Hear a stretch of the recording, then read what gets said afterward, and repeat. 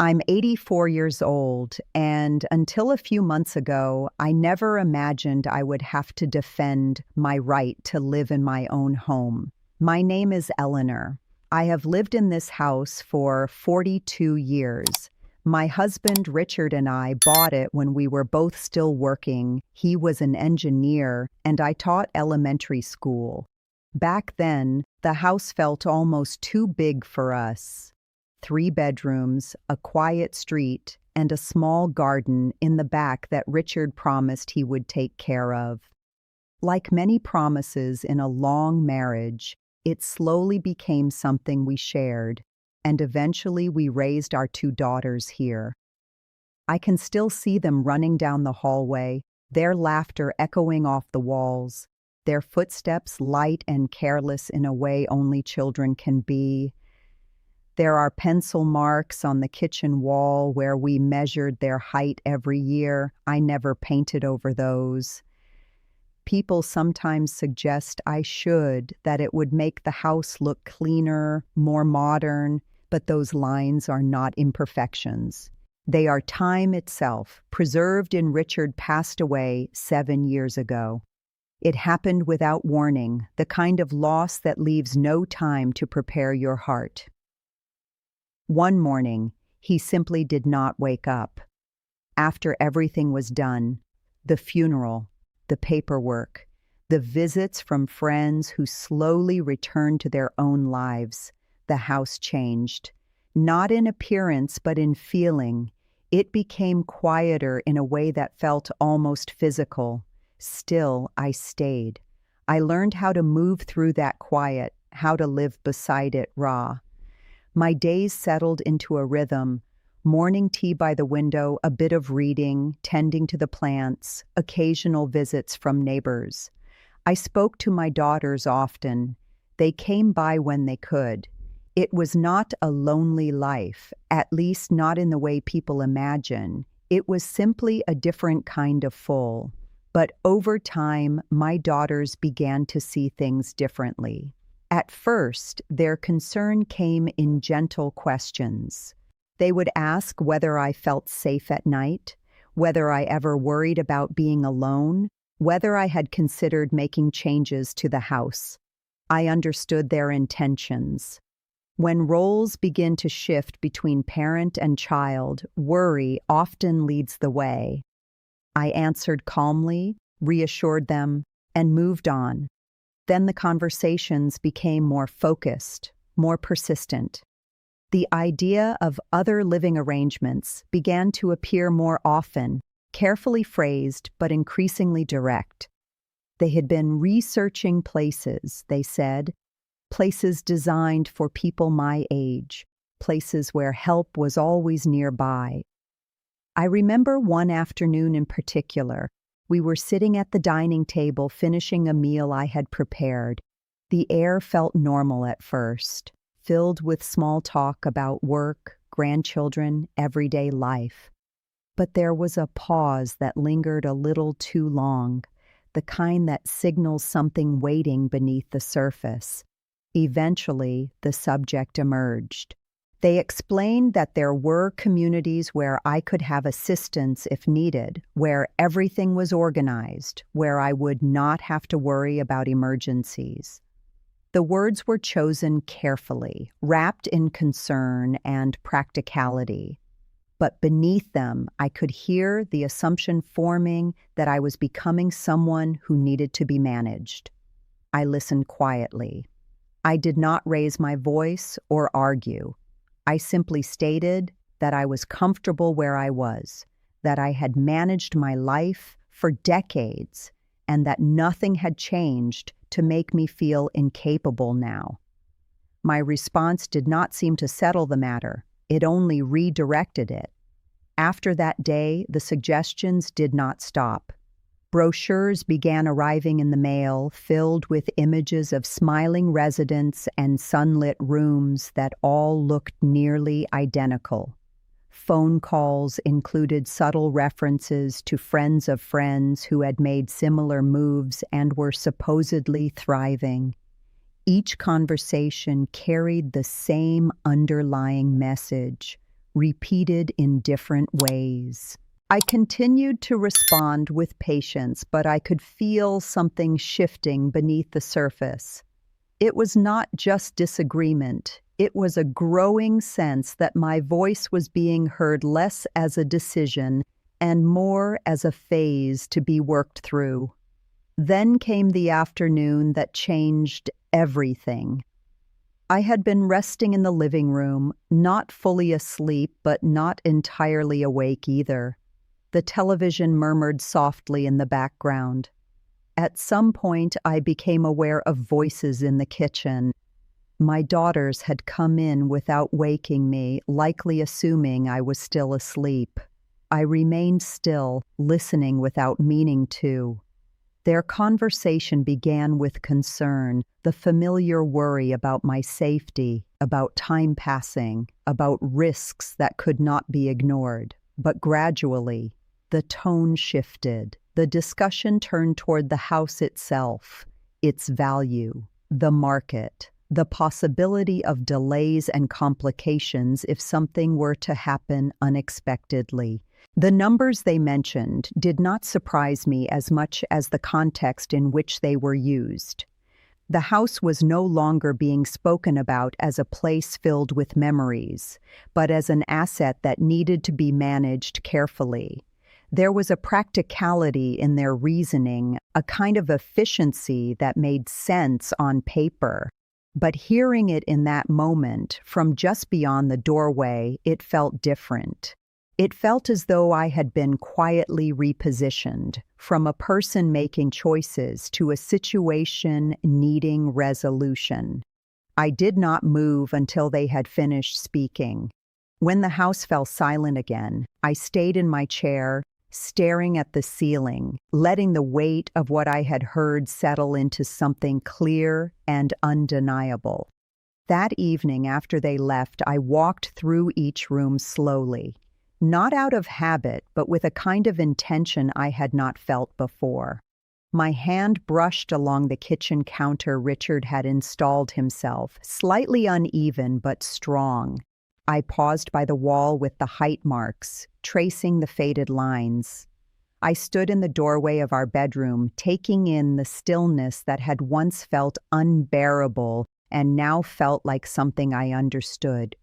For the first time, I allowed myself to consider the situation, not emotionally, but practically. The next morning, I sat down at my computer with a notebook beside me. I began by looking up the estimated value of my home. The figures were higher than I expected, numbers that would have seemed impossible decades ago. I wrote them down carefully, not because I needed to remember them, but because I needed to see them clearly. Then I turned my attention to the places my daughters had been describing. Assisted living communities, retirement residences, care facilities.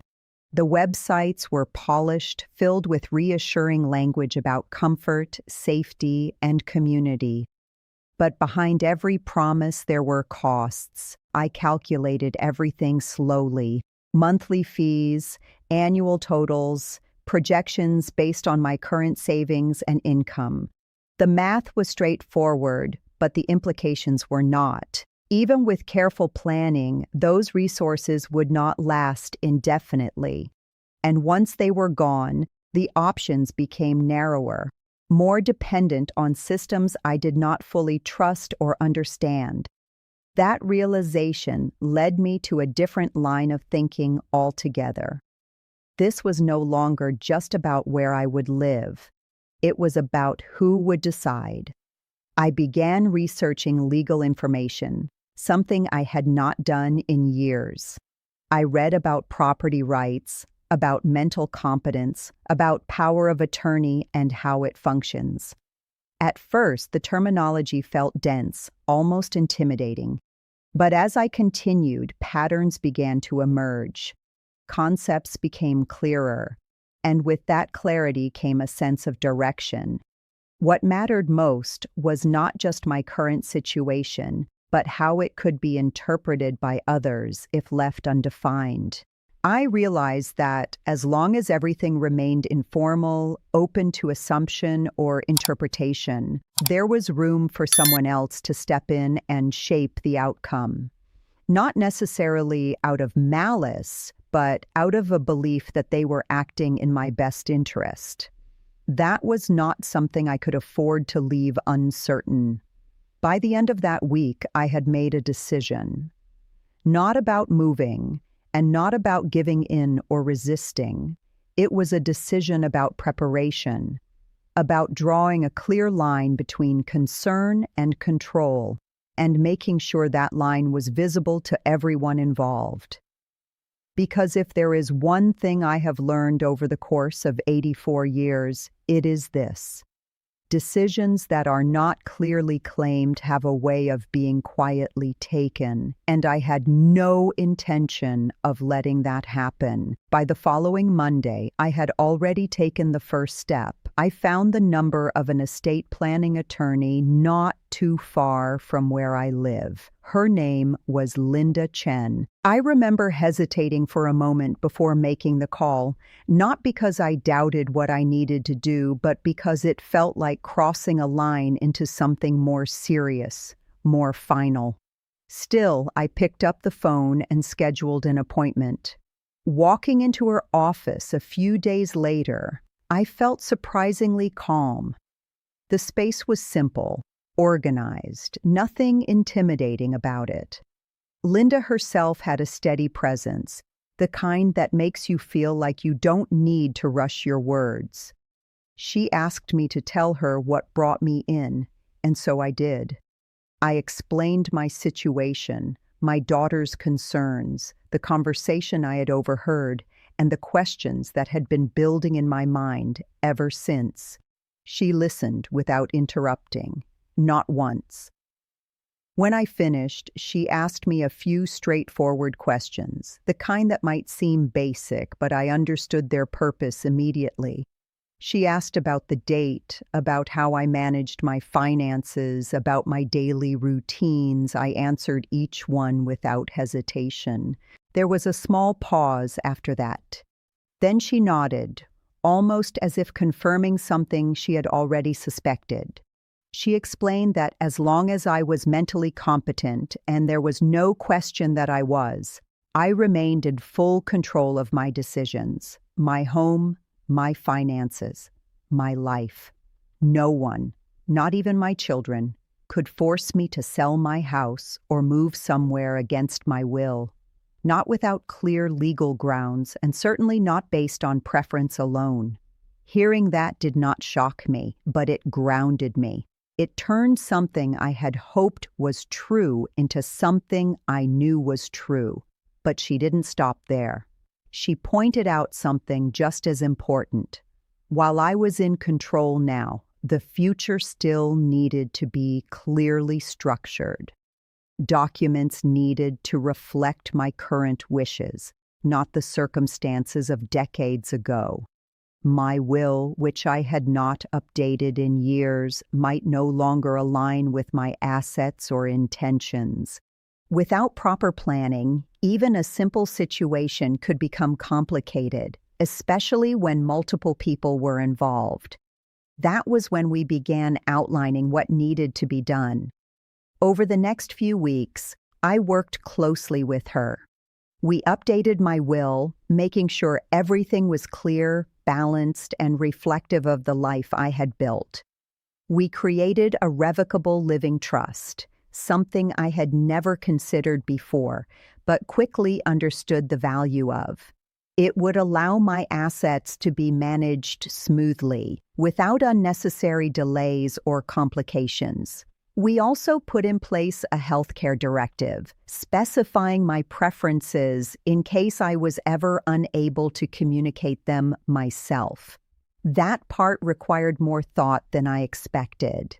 It forced me to consider situations I would rather not imagine. But in the end, it brought a sense of peace. Decisions that could have become burdens for others were now clearly defined. For financial matters, I assigned power of attorney, choosing carefully. not based on pressure or assumption, but on trust and temperament. Each role was defined with intention, and then there was the house. I made one thing very clear: as long as I was alive, the house remained mine. No sale, no transfer, no changes made without my direct consent. After my time, it could be handled as part of the estate, divided fairly, without conflict. But until then, it was not to be treated as something pending or negotiable.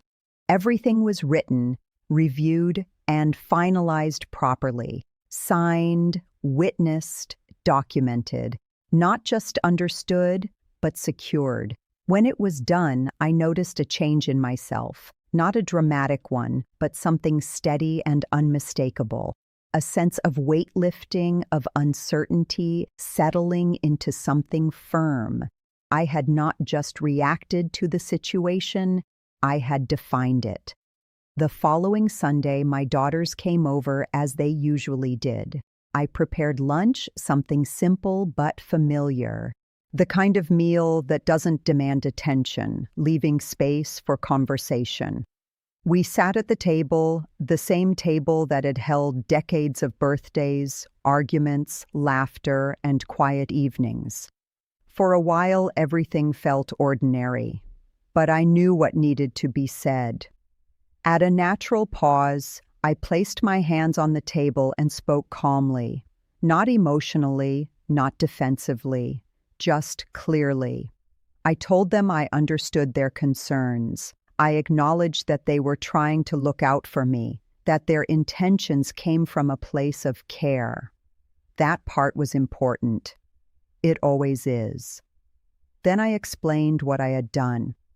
I let them know that I had met with an attorney, that my estate plan had been fully updated, and that all decisions regarding my home and my future were now clearly documented. I did not go into unnecessary detail, but I made the structure unmistakable. Most importantly, I told them that I would be staying in my home. Not temporarily, not conditionally, simply as a decision. There was a silence after that. Not tense, but thoughtful. The kind that follows something that cannot be easily redirected. My younger daughter looked down for a moment, her expression softening in a way that told me she understood more than she had before. My older daughter remained still, processing, perhaps reconsidering the situation from a different angle. There were no raised voices, no arguments, just a gradual shift. Over the next few weeks, I noticed the difference. The topic did not come up again in the same way. There were still questions, still moments of concern, but they were no longer framed as solutions waiting to be imposed. They became conversations again, balanced and mutual. The house felt the same as it always had. The light in the afternoons, the quiet in the evenings, the small routines that fill a day without needing to be noticed. But I felt different within it. Not because anything had been taken away, but because something had been reaffirmed. Independence is a quiet thing. It doesn't announce itself. It shows up in small choices, in daily rhythms, in the ability to decide without needing permission. And sometimes it isn't challenged loudly. Sometimes it's questioned gently, gradually, until one day you realize it needs to be stated out loud. I am 84 years old. I have lived a full life. I have built a home, raised a family, experienced loss, and found my way through it. I understand that time changes things. I understand that one day I may need help in ways I do not today. But that day is not decided by someone else's timeline. It is decided by mine. If there is anything worth holding on to as the years pass, it is not just health or comfort, but the right to choose. The right to say yes when you mean yes, and no when you mean no. The right to remain where your life has unfolded, for as long as it still feels like yours. So if you ever find yourself in a situation where decisions are being shaped around you without your voice fully included, take a step back, look closely, ask questions, put things in writing if you have to, not out of fear but out of clarity, because a home is not just a place you live, it is a place where your life has meaning. And that is not something anyone else gets to redefine for you. Thank you for listening. Take care of yourself, and I'll see you in the next one.